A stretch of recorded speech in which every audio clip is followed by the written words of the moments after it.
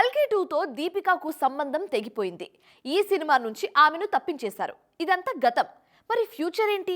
కల్కి 2లో Deepika place replace చేసే ఆ హీరోయిన్ ఎవరు? ఆమె స్థాయిలో పాన్ ఇండియన్ ఇమేజ్ ఉన్న స్టార్ ఎవరు? ప్రభాస్ క్రేజ్ ను మ్యాచ్ చేసేంత సత్తా ఉన్న బ్యూటీ ఎవరు?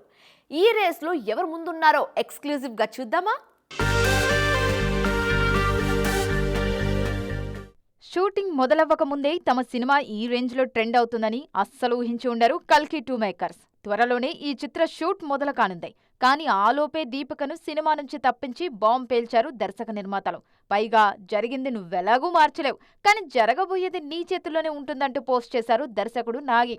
దీపికా పదుకునేను తీసేసిన తర్వాత కల్కి 2 హీరోయిన్ రేస్లో ఎవరెవరు ఉన్నారనేది ఆసక్తికరంగా మారిందిప్పుడు. దీపిక రేంజ్ ఇమేజ్ ఉన్న బ్యూటీ ప్రియాంక చోప్రా, కానీ ఈమె SSMB 29తో బిజీగా ఉన్నారిప్పుడు.